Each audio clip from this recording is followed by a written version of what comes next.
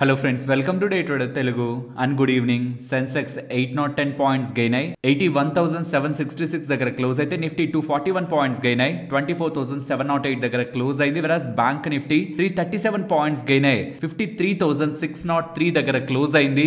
ఇవాళ market related గా ఉన్న ఇంపార్టెంట్ అప్డేట్స్ తో పాటు రేపు ఆర్బీఐ మీటింగ్ ఉందా, అది అసలు ఎప్పుడు స్టార్ట్ అవుతుంది, ఏం జరగడానికి పాసిబిలిటీ ఉంది, వీటన్నిటిని కూడా డీటెయిల్డ్ గా డిస్కస్ చేద్దాం. అండ్ తర్వాత మార్కెట్ రిలేటెడ్ గా short term and long term view, FIIs related గా డేటా అంతా మాట్లాడుకుందాం. బట్ ఇవాల్టి మార్కెట్ మూని మీరు అబ్జర్వ్ చేశారా? ఓపెనింగ్ దగ్గర నుంచి డౌన్ సైడ్ వెళ్ళింది. ఎలాంటి ఫీల్ క్రియేట్ చేస్తుంటుంది మోస్ట్ ఆఫ్ ద పీపుల్ కి?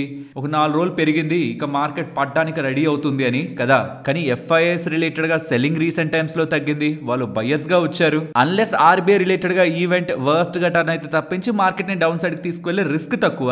కాబట్టి ఇవాళ మార్కెట్ ఫాలో అవుతూ ఇంపార్టెంట్ సపోర్ట్స్ దగ్గరికి వస్తుండేసరికి అక్కడ కనిపిస్తున్న బయింగ్ సెంటిమెంట్ ఇప్పటి వరకు ఈ రీసెంట్ డేస్ లో మీరు ఎప్పుడు చూడనంత స్ట్రెంత్ ఇవాళ మీరు నిఫ్టీలో చూసుంటారు. 24,300 బిలో నుంచి 24,900 దగ్గరగా 24,850 దగ్గరగా Nifty with in the short span significant గా పెరిగింది. బట్ నేను ఇక్కడ సెబీని రిక్వెస్ట్ చేయాలనుకుంటున్నది, ఏదైనా పాసిబిలిటీ ఉంటుంటే కూడా చెప్పాలనుకుంటున్నది, మార్కెట్ లో మ్యానిపులేషన్ అయితే పీక్స్ లో ఉంది. కరెక్ట్ గా చూడండి, ఇక్కడ మీరు అబ్జర్వ్ చేయండి.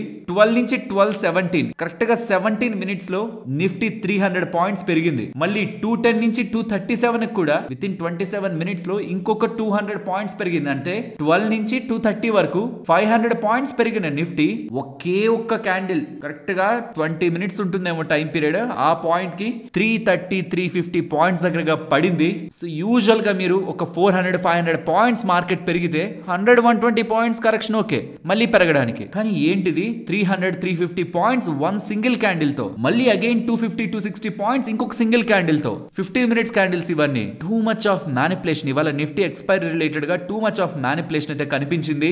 ఎవరెవరైతే ఈ మ్యానిపులేషన్ బ్యాక్ ఉన్నారో అంటే మనకు తెలుస్తుంది కదా, ఎవరెవరు బిగ్ లాట్స్ ఆఫ్ ఆర్డర్స్ ని ప్లేస్ చేశారు, పర్టికులర్ గా నిఫ్టీని, బ్యాంక్ నిఫ్టీని మూవ్ చేయగలిగే కంపెనీస్ లో ఎవరు బై అండ్ సెల్ చేశారు, ఇవాళ ఫ్యూచర్స్ లో కానివ్వండి, స్టాక్స్ లో కానివ్వండి, ఎవరు పార్టిసిపేట్ చేశారనేది అట్లీస్ట్ సెబీ ఒక రిపోర్ట్ లా రిలీజ్ చేసిన, అంటే దాని మీద యాక్షన్ తీసుకుంటారా లేదా అనేది, అది టెక్నికాలిటీస్ ఎలా ఉంటాయనేది తర్వాతది, అట్లీస్ట్ ఒక రిపోర్ట్ లా రిలీజ్ చేసిన ఏం జరుగుతుంది మార్కెట్ లో నాకు క్లారిటీ రీటైలర్స్ ఉంటుంది. టూ మచ్ ఆఫ్ మ్యానిపులేషన్స్ ఈ మధ్య కాలంలో మార్కెట్ వోలటాలిటీతో రీటైలర్స్ ఫేస్ చేయాల్సి ఉంటుంది. ఇవాళ ఎవరైనా ఈ వోలటాలిటీలో ఇంపాక్ట్ అయింటే తప్పకుండా కామెంట్ సెక్షన్ లో షేర్ చేయండి. అండ్ ఇప్పుడు మార్కెట్స్ లోకి వెళ్దాం. మార్కెట్స్ లోకి వెళ్లే ముందు గ్లోబల్ గా చాలా ఇబ్బందికర సిచ్యువేషన్స్ కొన్ని కంట్రీస్ అయితే ఫేస్ చేస్తున్నాయి. అందులో సౌత్ కొరియా ఇక్కడ నుంచి కొంత టైం బ్యాక్ మార్షల్ లా పెడుతున్నాం, మొత్తం మిలిటరీ అందరిలోకి ఇచ్చేస్తున్నాం అన్నారు. తర్వాత ఏమో మార్షల్ లా ఎత్తేస్తున్నాం అన్నారు. కానీ ఈ మార్షల్ లా పెట్టిన వ్యక్తి కాదు ఎత్తేయాలని చూసింది, దాన్ని వాళ్ళకి సంబంధించిన అపోజిషన్ వాళ్ళు అండ్ ముఖ్యంగా ప్రజలు. అండ్ వన్స్ ఈ మార్షల్ లా ఎత్తేసాక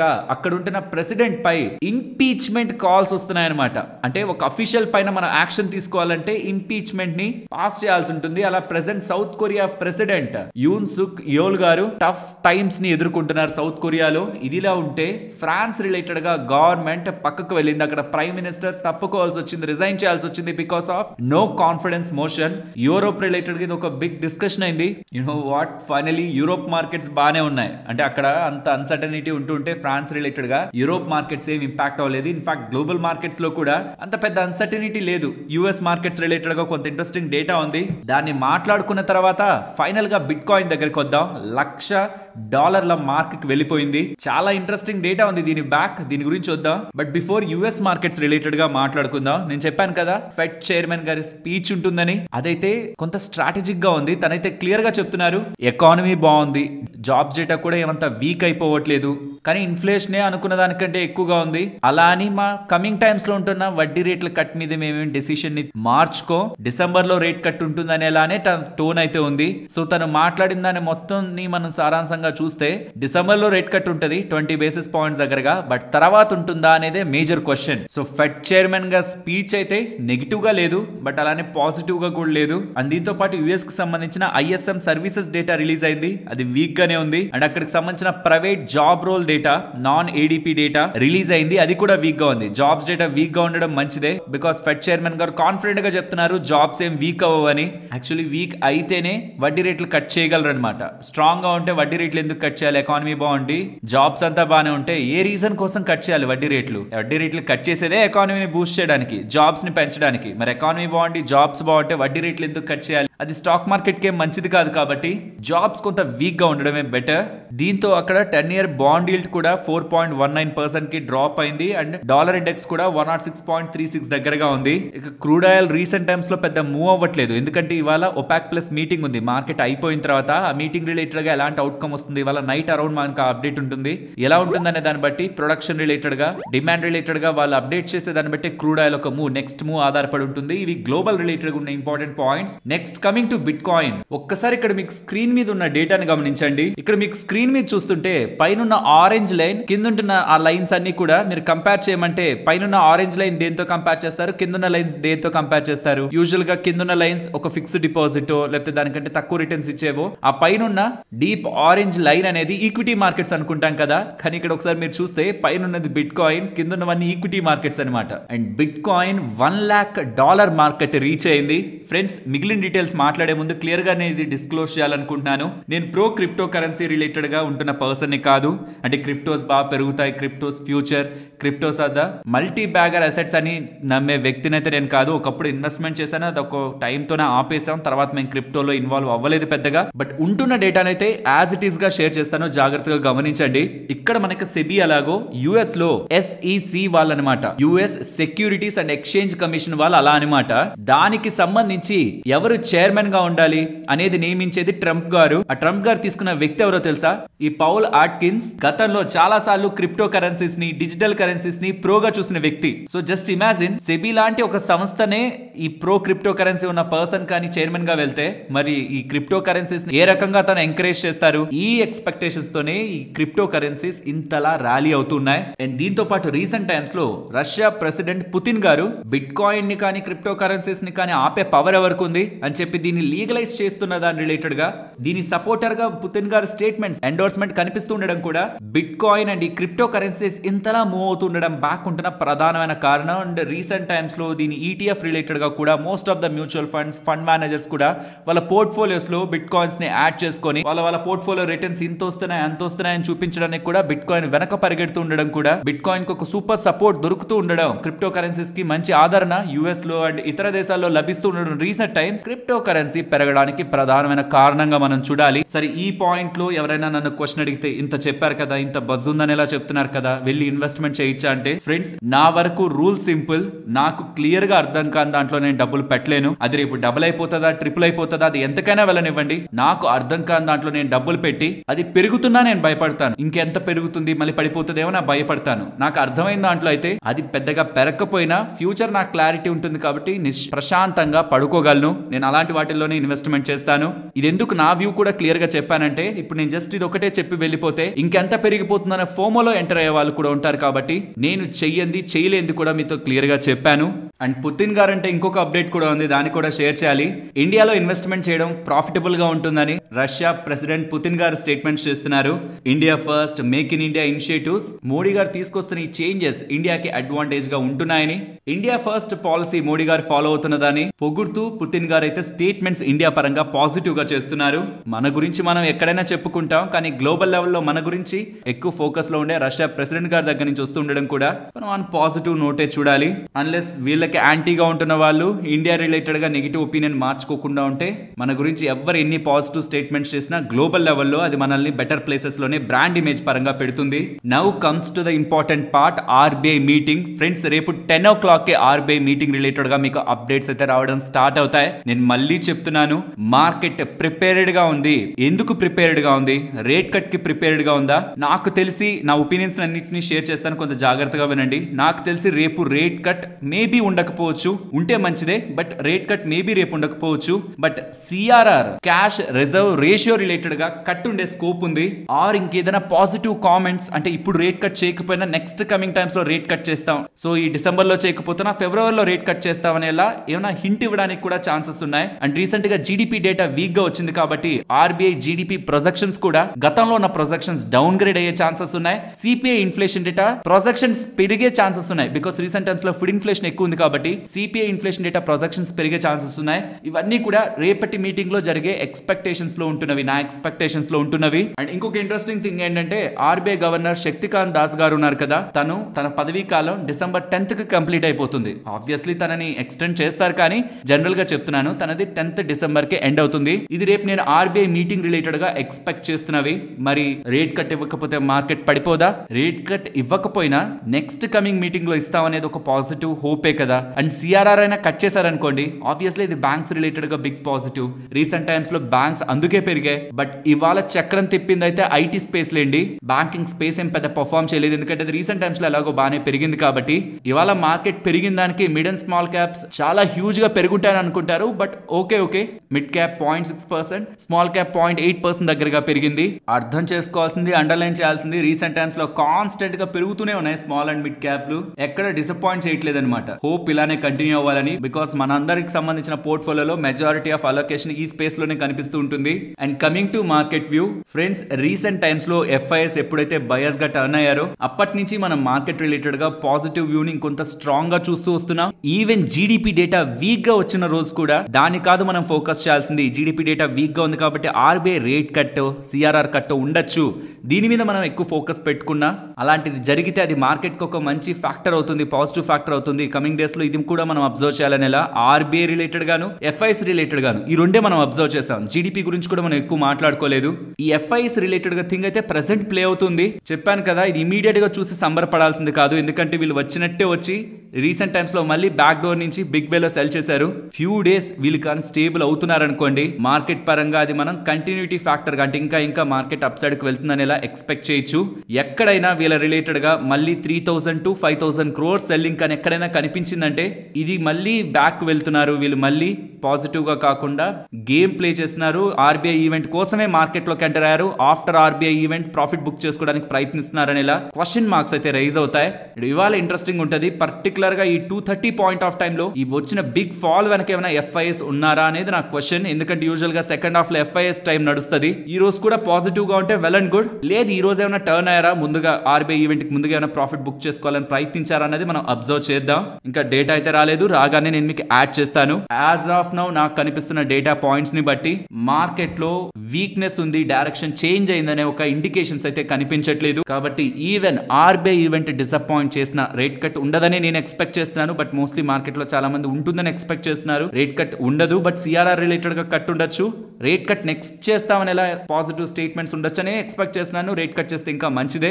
బట్ చేయకపోయినా మార్కెట్ లో కొంత ఫాల్ రావడానికి పాసిబిలిటీ ఉందేమో. బట్ మార్కెట్ డైరెక్షన్ ని డిసైడ్ చేసేది మాత్రం, అంటే మార్కెట్ ఇక్కడ నుంచి మళ్ళీ బాగా కిందకి వెళ్ళిపోవాలా, లేదు ఇక్కడ స్టేబుల్ అయి కొంత పడినా ఒక 200, 300, 400 పాయింట్లు పడినా స్టేబుల్ అయి మళ్ళీ పైకి వెళ్ళాలని డిసైడ్ చేసేది మాత్రం బిగ్ ఇన్స్టిట్యూషనల్ ఫండ్ ఫ్లోస్, అంటే ఎఫ్ఐఎస్ రిలేటెడ్ గా ఉంటున్న నెంబర్స్. అది మనకి డీవియేట్ అవ్వట్లేదు, బిగ్ వేలో నెగిటివ్ కి వెళ్ళట్లేదు అనేంత వరకు ఈవెన్ ఆర్బీఐ ఈవెంట్ డిసప్పాయింట్ చేసినా సరే కంగారు పడాల్సిన నీడ్ అయితే లేదు. Even for the short term ఈ 24,170 మార్క్ బిలో మార్కెట్ వెళ్ళి క్లోజ్ అవ్వనంత వరకు కూడా, ఎందుకంటే ఇంపార్టెంట్ రెసిస్టెన్స్ ఆ పాయింట్ లో క్లోజ్ అయింది, దాని బిలో ఉంటున్న సపోర్ట్ ఈ జోన్ బిలో వెళ్ళి క్లోజ్ అవ్వనంత వరకు కూడా నేను మార్కెట్ ని నెగిటివ్ గా చూడాలనుకోవట్లేదు. ఫ్రెండ్స్, ఇలా మార్కెట్ లో ఉంటున్న ఎంటైర్ డేటాను అనాలిసిస్ చేస్తూ వీడియోని ఇలా మీ ముందుకు తీసుకురావడానికి మేము పెట్టిన ఎఫర్ట్స్ మీకు వాల్యుబుల్ గా అనిపిస్తూ ఉంటే మన వీడియోని తప్పకుండా లైక్ చేయండి. ఫ్రెండ్స్, ఈ హెచ్ఈజీ అండ్ గ్రాఫైట్ స్టాక్స్ మీ దగ్గర ఉంటుంటే ఇప్పుడు నేను చెప్తున్నది జాగ్రత్తగా గమనించండి. ఈ రీసెంట్ టైమ్స్ లో చైనా వాళ్ళు వెరీ ఇంపార్టెంట్ ఎలిమెంట్స్ ఏవైతే చిప్స్, సెమీకండక్టర్ చిప్స్ తయారీకి కావాల్సి ఉంటుందో, ఈవెన్ బ్యాటరీ మ్యానుఫ్యాక్చరింగ్ కావాల్సి ఉంటుందో అవి యుఎస్ కి పంపించకుండా ఇబ్బంది పెట్టే ప్రయత్నం, యుఎస్ వాళ్ళని ఇబ్బంది పెట్టే ప్రయత్నం చైనా వాళ్ళు చేస్తూ ఉన్నారు. దీనికి కారణం ఈ సెమీకండక్టర్ ఇండస్ట్రీ పరంగా కానివ్వండి, అండ్ చైనా నుంచి వస్తున్న ఎలక్ట్రిక్ వెహికల్స్ పరంగా కానివ్వండి, ఇతర వాటిపైన కానివ్వండి, యుఎస్ వేస్తున్న ట్యాక్స్లు అనమాట. సో యుఎస్ ట్యాక్స్లు వేస్తున్నారని యుఎస్ లో ఉంటున్న మెయిన్ బూమ్ ఈ సెమీ కండక్టర్స్ కానీ, ఎలక్ట్రిక్ వెహికల్స్ రిలేటెడ్ గా బ్యాటరీస్ కానీ, వాటికి కావాల్సిన మెయిన్ ఎలిమెంట్స్ చైనా నుంచి వస్తున్న వాటిపై చైనా వాళ్ళు ఎక్స్పోర్ట్స్ ఆపేయాలని ప్లాన్స్ లో ఉంటూ ఉండడం, అందులో ప్రధానంగా గ్రాఫైట్ రిలేటెడ్ గా చైనా రిస్ట్రిక్షన్స్ పెట్టబోతుంది, యుఎస్ కి ఎక్స్పోర్ట్ చేయకూడదు అనుకుంటుంది అన్న పాయింట్ నుంచి మీరు గమనిస్తే ఈ గ్రాఫైట్ బిజినెస్ చేస్తున్న HEG and graphite India stocks లో 30% దగ్గరగా మనకి మూవ్ కనిపించింది. దీన్ని నేను లాస్ట్ 2 వీడియోస్ లో కూడా డిస్కస్ చేశాను. బట్ లేటర్ రీసెంట్ గా నేను చూస్తున్న డేటా పాయింట్స్ ప్రకారం HEG and graphite coming times లో మంచి గ్రో అయ్యే ఇండస్ట్రీలో ఉంటున్నా ప్రెసెంట్ ఏదైతే చైనా కారణంగా వస్తున్న అడ్వాంటేజ్ ఉందో అవి రెండు కంపెనీస్ కి కనిపిస్తున్నట్లయితే అనిపించట్లేదు. ఎందుకంటే హెచ్ఈజీ వాళ్ళు కానివ్వండి, గ్రాఫైట్ వాళ్ళు కానివ్వండి, ఈ ఇద్దరు తయారు చేసేది గ్రాఫైట్ ఎలక్ట్రోడ్స్ అనమాట. నార్మల్ గ్రాఫైట్ కాదు. అంటే వీళ్ళకి ఏం మైన్స్ లేవు. గ్రాఫైట్ ని మైన్ చేయడానికి వీళ్ళ దగ్గర మైన్స్ ఏం లేవు. ఆర్ సింథటిక్ గ్రాఫైట్ కూడా కాదు, నాచురల్ గ్రాఫైట్ కాదు, సింథటిక్ గ్రాఫైట్ కూడా కాదు. వీళ్ళు తయారు చేసేది గ్రాఫైట్ ఎలక్ట్రోడ్స్. అది కూడా ఎక్కడి నుంచి తయారు చేస్తున్నారు? పెట్ కోక్ నుంచి. అదొక రా మెటీరియల్ అనమాట. దాని నుంచి గ్రాఫైట్ ఎలక్ట్రోడ్స్ తయారు చేసి ఈ గ్రాఫైట్ ఎలక్ట్రోడ్స్ ఎక్కడ యూజ్ అవుతున్నాయి? స్టీల్ మేకింగ్ లో ఎలక్ట్రిక్ ఆర్క్ ఫర్నేస్ లని ఇప్పుడు కొత్త ట్రెండ్ అనమాట. అది అంటే కొంత టైం బ్యాక్ నుంచి యూజ్ చేస్తున్నారు, చాలా టైం బ్యాక్ నుంచే. బట్ ఇప్పుడు ట్రెండ్ ఎందుకు అయిందంటే గ్లోబల్ గా డీకార్బనైజేషన్, ఎక్కువ పొల్యూషన్ ఉండకూడదని ఎలక్ట్రిక్ ఆర్క్ ఫర్నేస్ నే యూజ్ చేయాలి. సో దట్ ఎక్కువ పొల్యూషన్ ఈ స్టీల్ కంపెనీల దగ్గర నుంచి ఎన్విరాన్మెంట్ లోకి వెళ్ళదు. కాబట్టి on coming times electric arc furnace ని ఖచ్చితంగా ప్రతి స్టీల్ కంపెనీ కూడా వాళ్ళ ప్లాంట్ లో పెట్టుకోవాల్సిందే. అలా పెట్టుకోవాలంటే దానికి కావాల్సినవి వీళ్ళు తయారు చేస్తున్న గ్రాఫైట్ ఎలక్ట్రోడ్స్. కాబట్టి ఆన్ కమింగ్ టైమ్స్ ఈ గ్రాఫైట్ హెచ్ఈజీ కి మంచి అడ్వాంటేజ్ ఉండొచ్చు. ఈ స్టీల్ సెక్టర్ బాగా గ్రో అవుతుందంటే ఖచ్చితంగా ఇవి గ్రో అవ్వాల్సిందే. వాటికి కావాల్సిన క్యాపెక్స్ ఎప్పుడైతే క్యాపెక్స్ చేస్తూ ఉంటాయో, ఎలక్ట్రిక్ ఆర్క్ ఫర్నేస్ పెడుతూ ఉంటాయో అప్పుడు ఖచ్చితంగా వీళ్ళకి ఆర్డర్స్ ఇస్తూ ఉంటారు. బట్ పాయింట్ అంతా ఇప్పుడు ఏదైతే రీసెంట్ టైమ్స్ లో లాస్ట్ 2-3 డేస్ లో 30% స్టాక్ పెరిగిందో ఆ పాయింట్ లో మార్కెట్ లో ఉంటున్న ఫైనాన్షియల్ ప్లాట్ఫామ్స్ లో ఉంటున్న డేటా ప్రకారం ఎలా ఉందంటే చైనా రిలేటెడ్ గా ఏ రిస్ట్రిక్షన్స్ అయితే గ్రాఫైట్ రిలేటెడ్ గా యూఎస్ కి క్రియేట్ అవ్వబోతుందో ఆ అడ్వాంటేజ్ ఈ గ్రాఫైట్ ఇండియాకి హెచ్ఈజీకి ఉంటుందనేలా కనిపించింది. బట్ లేటర్ వీళ్ళ రిలేటెడ్ గా ఉంటున్న బిజినెస్ కి చైనా వాళ్ళు అసలు ఏం బ్యాన్ చేశారు, గ్రాఫైట్ ఎలక్ట్రోడ్సా లేకపోతే గ్రాఫైటా, ఇంకా కొంత డీటెయిల్స్ లోకి వెళ్తున్నప్పుడు వీళ్ళకి ఈ గ్రాఫైట్ ఇండియాకి అండ్ హెచ్ఈజీకి చైనా వాళ్ళు బ్యాన్ చేస్తున్న దానికి డైరెక్ట్ రిలేషన్ అయితే కనిపించట్లేదు.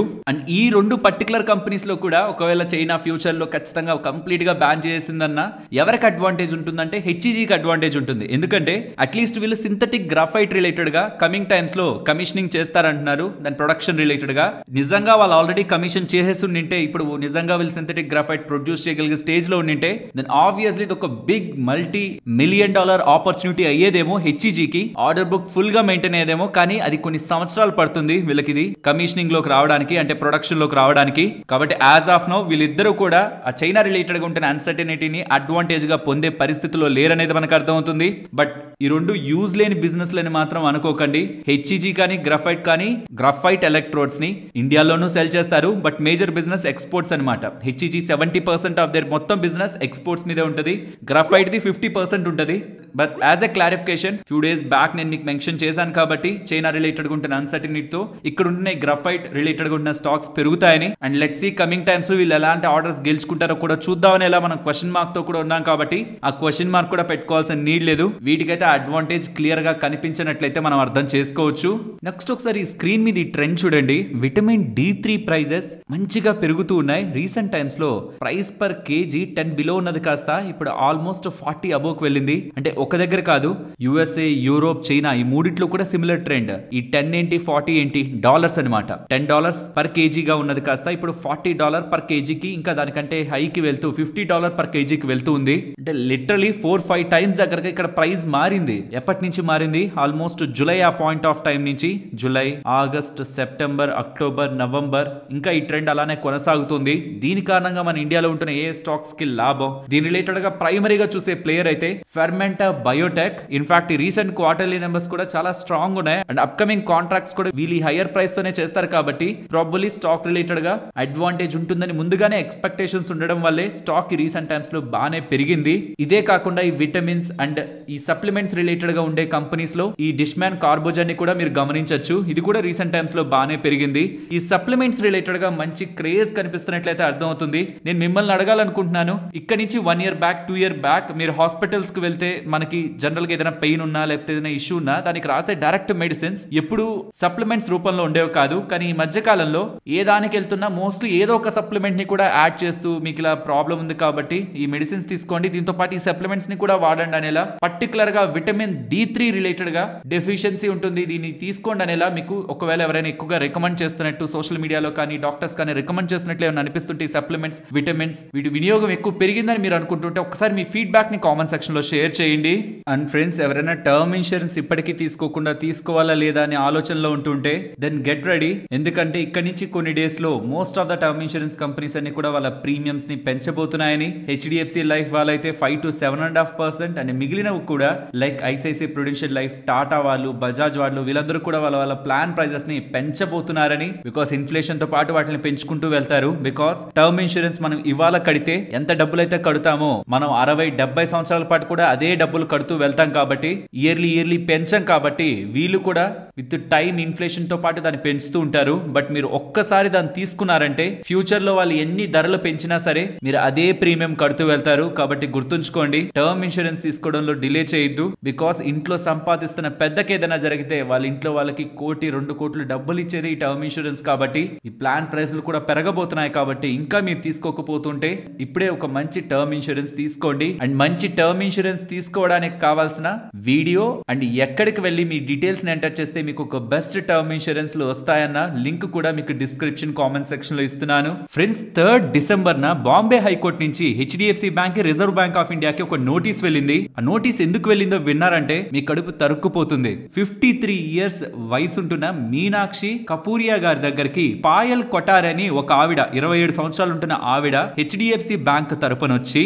మీ రిలేషన్షిప్ మేనేజర్ ని ఈ చెక్ పైన సైన్ చేయండి, సో దట్ మీ డబ్బుల్ని నేను గోల్డ్ లోను, బాండ్స్ లోను వాటిల్లో ఇన్వెస్ట్మెంట్ చేస్తాను. బ్యాంక్ లో ఉంటే ఎంత వస్తుంది, గోల్డ్, బాండ్స్ ఇవి మంచి రిటర్న్స్ ఇస్తాయని చెప్పి బ్లాంక్ చెక్స్ మీద సంతకాలు తీసుకొని మీనాక్షి గారి ప్రమేయం లేకుండా తన ఫిక్స్డ్ డిపాజిట్స్ ని బ్రోక్ చేసి, ఫిక్స్డ్ డిపాజిట్స్ ని క్లోజ్ చేసి అందులో ఉంటున్న 3 కోట్ల రూపాయలు ఫేక్ అకౌంట్స్ లోకి ట్రాన్స్ఫర్ చేసింది without any SMS and mail. Usual గా మన అకౌంట్ లోంచి రూపాయి ట్రాన్సాక్షన్ చేసిన, యూపీఐ చేసిన మీకు ఒక మెసేజ్ వస్తుంది, ఓ మెయిల్ వస్తుంది. కానీ ఇక్కడ ట్రాన్సాక్షన్ జరిగింది, ఒక్క మెయిల్ రాలేదు, మెసేజ్ కూడా రాలేదు. ప్రాబబ్లీ ఆల్రెడీ ఫోన్ నెంబర్ ని ఆర్ మెయిల్ ని కూడా మార్చే ప్రయత్నం జరుగుండొచ్చేమో, లేదంటే టెక్నికల్ గా దీనికి ఒక లూప్ హోల్ తెలిసి వాళ్ళ పని చేసి ఉండొచ్చేమో. సో ఇలా మ్యూచువల్ ఫండ్స్ లో ఇన్వెస్ట్మెంట్స్ చేస్తామని, గోల్డ్ బాండ్స్ లో ఇన్వెస్ట్మెంట్ చేస్తామని, అదర్ స్కీమ్స్ లో ఇన్వెస్ట్మెంట్ చేస్తామని తనని నమ్మించి బ్లాంక్ చెక్స్ మీద సంతకాలు చేసుకొని 3 కోట్లు తన బ్యాంక్ అకౌంట్ నుంచి తీసేస్తూ ఉండడం హైకోర్టు షాక్ అయి ఎందుకు ఇలా జరిగిందని హెచ్డిఎఫ్సి బ్యాంక్ కి అండ్ ఈ మొత్తం ప్రాసెస్ మీద విచారణ చేయమని ఆర్బీఐ కూడా ఒక నోటీస్ ఇవ్వడం జరిగింది.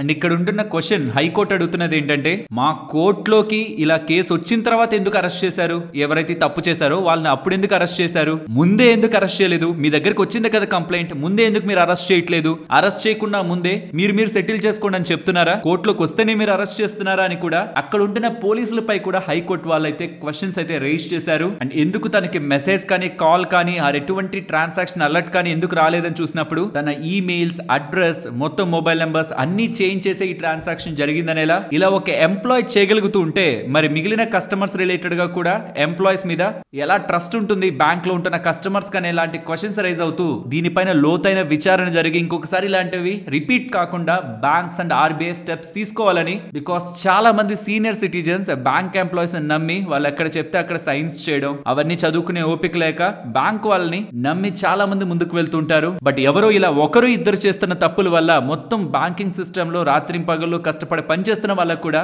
రిమార్క్ అయితే పడుతూ ఉంది. మీకు తెలిసిన వాళ్ళు ఎవరైనా ఉంటున్నా సరే, ఎవరైనా వాళ్ళ దగ్గరకు వచ్చి బ్లాంక్ చెక్స్ మీద సంతకం పెట్టమంటే మాత్రం గుర్తుంచుకోండి, అది ఎవరు అవుతున్నా, ఇంట్లో వాళ్ళు అవుతున్నా సరే ఆ అమౌంట్ ఎంతో రాసి అప్పుడే సంతకం పెట్టండి, కానీ బ్లాంక్ చెక్స్ మీద సంతకాలు పెట్టద్దు. ఈ ఇంపార్టెంట్ థింగ్ ని మీకు తెలిసిన వాళ్ళందరికీ తప్పకుండా షేర్ చేయండి. ఫ్రెండ్స్, ఇలా న్యూస్ అప్డేట్స్ ని అనాలిసిస్ చేస్తూ మీ ముందుకి కంటెంట్ తీసుకురావడానికి మేం పెడుతున్న ఎఫర్ట్స్ మీకు వాల్యుబుల్ గా అనిపిస్తూ ఉంటే మన వీడియోని తప్పకుండా లైక్ చేయండి. ఈ రోజు మీరు గమనిస్తే బిఎస్సి స్టాక్ భారీగా పెరిగింది కదా. ఇదనే కాదు, ఏంజల్ 1 కానివ్వండి అండ్ సిడిఎస్ఎల్ స్టాక్ లో కూడా ఇవాళ మీరు స్ట్రాంగ్ ర్యాలీని చూసుంటారా. దీనికి ప్రధానమైన కారణం అంటే ఎంటైర్ ఈ ఈక్విటీ మార్కెట్స్ కి సంబంధించి రిలేట్ అవుతున్న స్టాక్స్, ఈవెన్ మ్యూచువల్ ఫండ్స్ కి సంబంధించిన స్టాక్స్ లో కూడా ఇవాళ ర్యాలీ ఉండడానికి ప్రధానమైన కారణం ఐఐఎఫ్ఎల్ వాళ్ళు రిలీజ్ చేస్తున్న ఈ నోట్ సిడిఎస్ఎల్ కో, మ్యూచువల్ ఫండ్ స్టాక్స్ కో వేటికి ఫేవర్ కాదు, బిఎస్సి స్టాక్ కు మాత్రమే ఫేవర్. బట్ బిఎస్సి స్టాక్ అంతలా పెరుగుతుండేసరికి బిఎస్సి స్టాక్ దేనికి రిలేట్ అయింది? స్టాక్ మార్కెట్ కి. దానికి సంబంధించిన ఇతర స్టాక్స్ లో కూడా మనకి బజ్ వచ్చింది.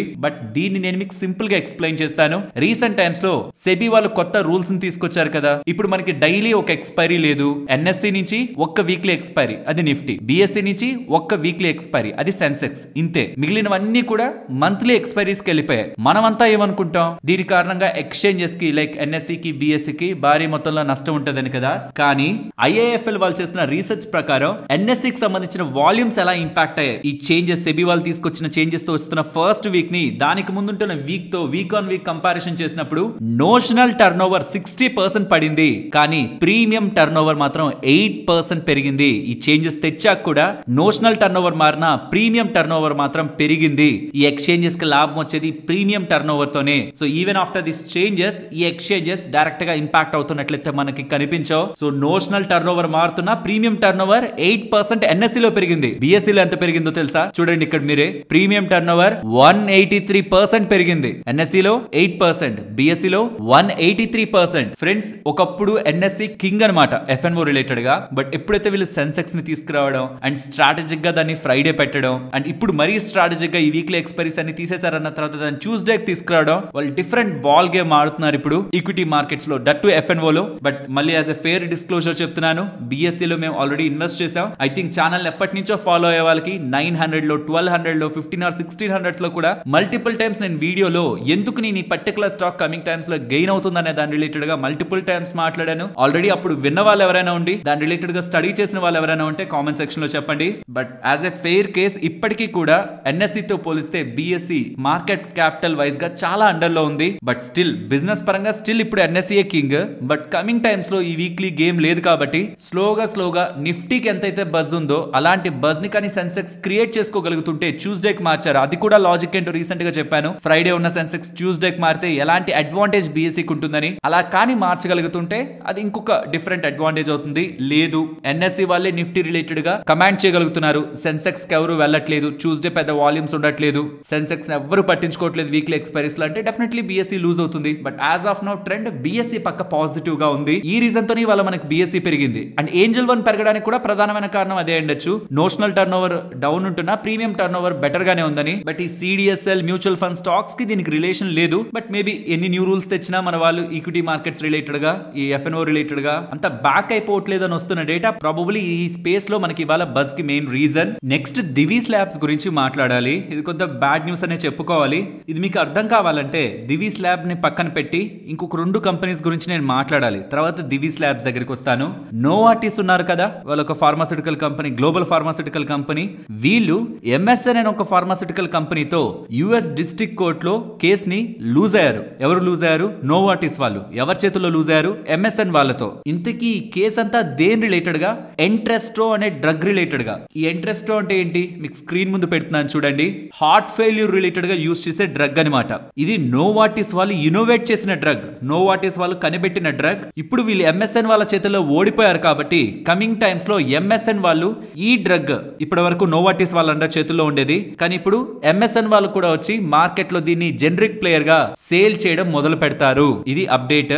మరి దీంట్లో దివీస్ ల్యాబ్స్ ఎక్కడ ఉందంటే ఈ డ్రగ్ రిలేటెడ్ గా నోవార్టిస్ వాళ్ళకి సిడిఎంఓ ప్లేయర్ గా అండ్ ఏపీఐ ప్లేయర్ గా బిజినెస్ ని ఇప్పటి వరకు తీసుకుంటూ వచ్చింది దివీస్ వాళ్ళే. సో ఇప్పుడు నోవార్టిస్ వాళ్ళు అక్కడ కోల్పోతే, కేస్ ని కోల్పోతే ఇంకొక జనరిక్ ప్లేయర్ మార్కెట్ లోకి వస్తే ఇప్పటి వరకు నోవార్టిస్ వాళ్ళ రిలేటెడ్ ఉన్న ఈ డ్రగ్ ఎంట్రెస్టో డ్రగ్ ప్రైస్ తగ్గించాల్సి వస్తుంది. బిజినెస్ అంతకు ముందు ఉన్నలా ఉండకపోవచ్చు. ఇవన్నీ కూడా దివీస్ మీద కూడా ఇండైరెక్ట్ ఇంపాక్ట్ పడతాయి కాబట్టి మార్కెట్ ఇవాళ ఎంత భూమ్ లో ఉన్నా సరే దివీస్ ల్యాబ్స్ ఇవాళ రెడ్ లో ఉంది. Friends, Vodafone idea and Indus tower ఈ రెండింటి రిలేటెడ్ గా ఒక ఇంపార్టెంట్ అప్డేట్ ఉంది. ఇంకొంత డీటెయిల్డ్ గా ఉంటుంది, కొంత జాగ్రత్తగా గమనించండి.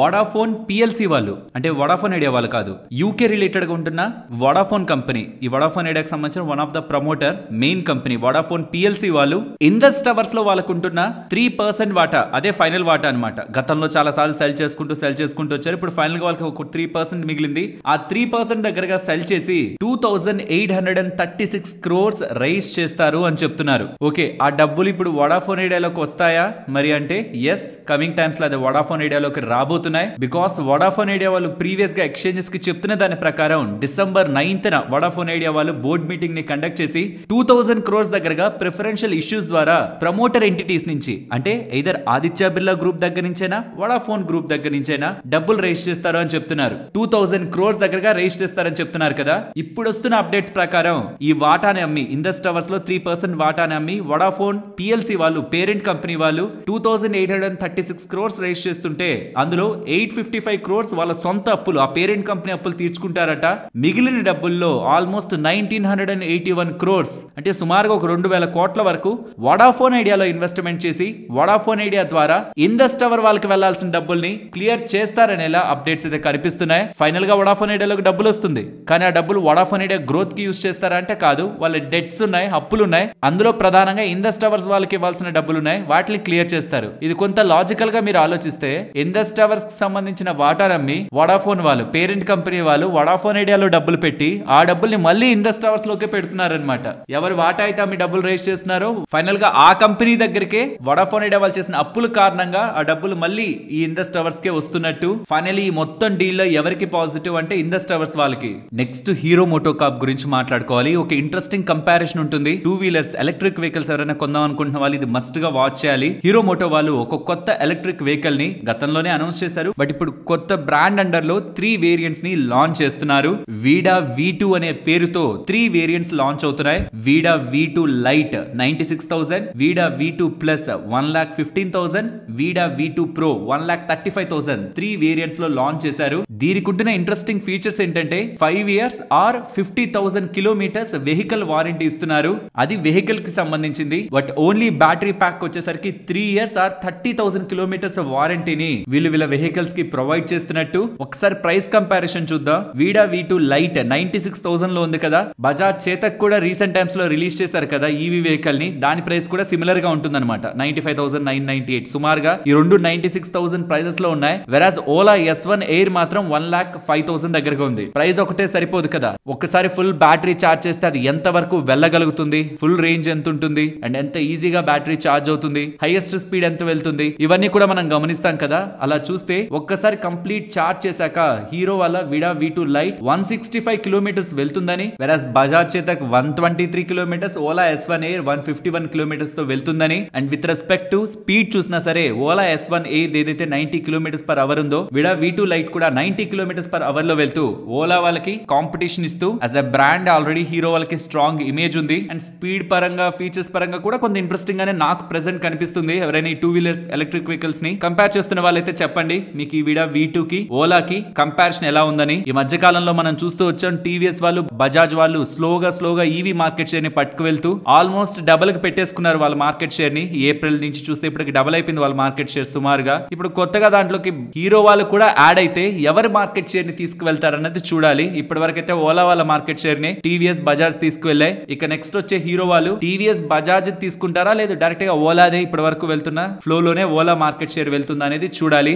నెక్స్ట్ మార్కెట్ క్లోజ్ అయ్యాక వస్తున్న అప్డేట్ ఇది. రామ్కో సిస్టమ్స్ వాళ్ళు కొరియాకి సంబంధించిన హాన్జెన్ ఇన్ఫర్మేషన్ సిస్టమ్స్ అండ్ టెలికమ్యూనికేషన్స్ వాళ్ళతో HIST వాళ్ళతో పార్ట్నర్ అయ్యారని. ఇందులో భాగంగా కొరియన్ ఏవియేషన్ ఆర్గనైజేషన్స్ ని డిజిటల్ గా ట్రాన్స్ఫార్మ్ చేసి M&E అంటే maintenance and engineering and MRO maintenance repairs woofer over hall లో రామ్కో సిస్టమ్స్ వాళ్ళు స్ట్రెంగ్తెన్ చేయనున్నారనేలా అప్డేట్స్ అయితే కనిపిస్తున్నాయి. ఇది ఒక మంచి డీల్. మార్కెట్ క్లోజ్ అయ్యాక దీని రిలేటెడ్ గా అప్డేట్స్ కనిపించాయి. నెక్స్ట్ టాటా మోటార్స్ వాళ్ళకి సంబంధించిన మెయిన్ ఇంపార్టెంట్ కాంపోనెంట్ వీళ్ళ JLR సేల్స్ అయితే అప్డేట్ అవుతున్నాయి. ఇది UK కి సంబంధించిన JLR సేల్స్. Total sales on year comparison 11% fall అవుతున్నట్లయితే మనకి డేటా కనిపిస్తుంది. ఫ్రెండ్స్, ఇది వినగానే మనకి టాటా మోటార్స్ రిలేటెడ్ గా నెగిటివ్ ఒపీనియన్ వస్తుంది, కానీ మీరు అర్థం చేసుకోవాల్సింది ఇదే.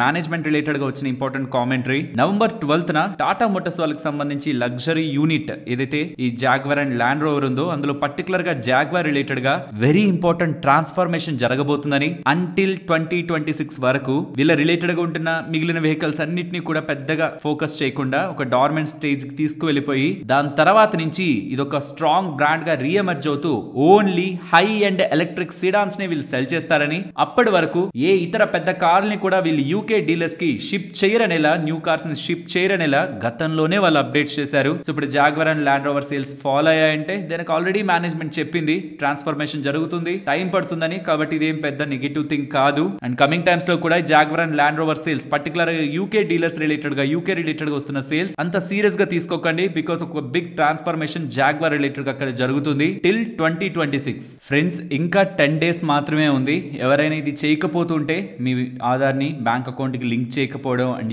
UAN universal account number EPFO related గా యాక్టివేట్ చేసుకోకపోవడం ఇలాంటివి చేస్తుంటే చేయడానికి ప్రయత్నించండి. బికాస్ ఇవి చేస్తున్న వాళ్ళకి మాత్రమే ELI employment linked incentive scheme అనేది వస్తుందనేలా EPFO వాళ్ళు చెప్తున్నారు. మీరు ప్రావిడెంట్ ఫండ్ పర్టికులర్ గా ఎంప్లాయీ ప్రావిడెంట్ ఫండ్ వేస్తున్న వాళ్ళు అవుతూ ఉంటే దెన్ ఖచ్చితంగా UAN ని యాక్టివేషన్ లో ఉంచుకొని ఉండాలి. అండ్ మీ బ్యాంక్ అకౌంట్ కి ఆధార్ ని కూడా లింక్ చేసుకో ఉండాలి. దానికి గతంలో ఉంటున్న లాస్ట్ డేట్ November 30, బట్ ఇప్పుడు దాన్ని ఎక్స్టెండ్ చేస్తూ December 15th వరకు పొడిగించారని, ఇంకొక 10 days గడువిస్తున్నారని, ఎవరైనా చేయకపోతున్నట్లయితే చేసుకోండి అనేలా ఈపీఎఫ్ఓ వాళ్ళైతే అప్డేట్స్ చేస్తున్నారు. సో ఇలా చేసుకున్న వాళ్ళకి మాత్రమే కమింగ్ టైమ్స్ లో పిఎఫ్ పాస్బుక్స్ ని డౌన్లోడ్ చేసుకోవడానికి, ఆన్లైన్ విత్డ్రాల్ క్లెయిమ్స్ ని సబ్మిట్ చేయడానికి, పర్సనల్ డీటెయిల్స్ ని అప్డేట్ చేసుకోవడానికి అండ్ విత్డ్రాల్స్ ని కూడా ట్రాక్ చేసుకోవడానికి వెసులుబాటు అయితే ఉంటుంది. ఎల్స్ ఇబ్బంది పడాలి కాబట్టి ఖచ్చితంగా ఈ ఇన్ఫర్మేషన్ ని మీ వాళ్ళతో కూడా షేర్ చేయండి. నెక్స్ట్ స్విగ్గీ అండ్ జొమాటో గురించి మాట్లాడుకోవాలి. బెర్న్స్టీన్ వాళ్ళు స్విగ్గీనా జొమాటోనా వీళ్ళిద్దరిని కంపేర్ చేస్తూ ఒక రిపోర్ట్ ని రిలీజ్ చేశారు. అందులో క్లియర్ గా స్విగ్గీ కంటే జొమాటోకే మోర్ ఎడ్జ్ అయితే ఉందని, కాబట్టి స్టాక్ ప్రైస్ ఇక్కడ నుంచి కూడా ఫర్దర్ గా గ్రో అవుతూ 335 కి వెళ్తుందని, జొమాటోకు ఉంటున్న deep penetration in tier 2+ cities and average monthly transacting users కూడా ఎక్కువగా జొమాటోలో ఉంటుండడం, అండ్ మోస్ట్ ఇంపార్టెంట్ ఇక్కడ గేమ్ అంతా దీని రిలేటెడ్ గా నడుస్తుంది, క్విక్ కామర్స్ సెగ్మెంట్ రిలేటెడ్ గా కదా. దీని రిలేటెడ్ గా మీరు కంపారిజన్ చూసినా యావరేజ్ డైలీ ఆర్డర్స్ బ్లింకిట్ లోనూ 10 లక్షలే ఉంటాయి, ఇన్స్టామార్ట్ లో కూడా సుమారు 10 లక్షలు ఉంటాయి. ప్రతి రోజు ఒక 10 లక్షల దగ్గరగా ఆర్డర్స్ ఇద్దరికి వస్తున్నాయి సుమారు దగ్గరగా. కానీ యావరేజ్ ఆర్డర్ వాల్యూ మాత్రం బ్లింకిట్ రిలేటెడ్ గా 660 రూపీస్, ఇన్స్టామార్ట్ రిలేటెడ్ గా 487 రూపీస్. అక్కడ వస్తున్న ఈ గ్యాప్ తో ఒక స్ట్రాంగ్ మోడ్ జొమాటోకి డెవలప్ అవుతుందని, కాబట్టి స్విగ్గీతో కంపేర్ చేస్తే జొమాటోని వీళ్ళు వాల్యూగా చూస్తున్నట్టు, టార్గెట్ ని కూడా 20% అప్ సైడ్ ఇస్తుండడం స్టాక్ లో ఇవాళ మంచి బజ్ అయితే కనిపించింది. కానీ ఫ్రెండ్స్, స్విగ్గీ వెనకపడి ఉందన్న విషయం మార్కెట్ కి తెలుసు కాబట్టి వీళ్ళిద్దరూ సేమ్ బిజినెస్ లోనే ఉన్నారు, సేమ్ సెగ్మెంట్స్, ఎక్కడా తేడా లేదు. But market share, business portions ఇద్దరివి తేడా. కాబట్టే స్విగ్గీ రెండో ప్లేస్ లో ఉంది. ఆ రెండో ప్లేస్ లో కూడా జొమాటో ఒక మార్కెట్ క్యాపిటల్ చూడండి 2,85,000 కోట్లు, స్విగ్గీ మార్కెట్ క్యాపిటల్ 1,20,000 కోట్లు. అంటే 50% కంటే ఎక్కువ డిస్కౌంట్ లోనే ప్రెసెంట్ స్విగ్గీ స్టాక్ మనకి కనిపిస్తున్నట్టు.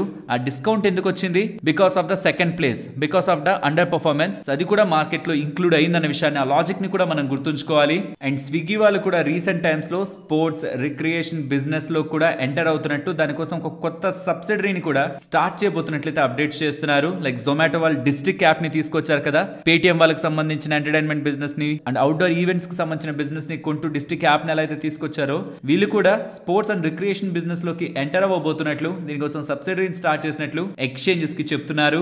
నెక్స్ట్ బజాజ్ ఆటో గురించి మాట్లాడుకోవాలి. బజాజ్ ఆటో వాళ్ళ అండర్ లో ఉంటున్న ఫ్రీడమ్ 125 బైక్స్ ఉన్నాయి కదా, దాంట్లో ఎంట్రీ లెవెల్ వేరియంట్ మీద 5,000 rupees cut, mid level variant మీద 10,000 రూపీస్ కట్ తీసుకుంటూ ఉండడం, అండ్ పర్టికులర్ గా కొన్ని పల్సర్ మోడల్స్ మీద దివాళీ పాయింట్ ఆఫ్ టైమ్ లో ప్రైజెస్ ని స్లాష్ చేస్తూ డిస్కౌంట్స్ ని ప్రొవైడ్ చేస్తూ ఉండడం, యూబీఎస్ సెక్యూరిటీస్ వాళ్ళు హైలైట్ చేస్తుండేసరికి వీళ్ళకి మంచిగా డిమాండ్ లేకపోతుండేసరికి ఇలా ప్రైస్ కట్ తీసుకుంటున్నారని మార్కెట్ లో ఉంటున్న స్పెక్యులేషన్ స్టాక్ కి వాళ్ళైతే ఫాల్ అయింది కొంత.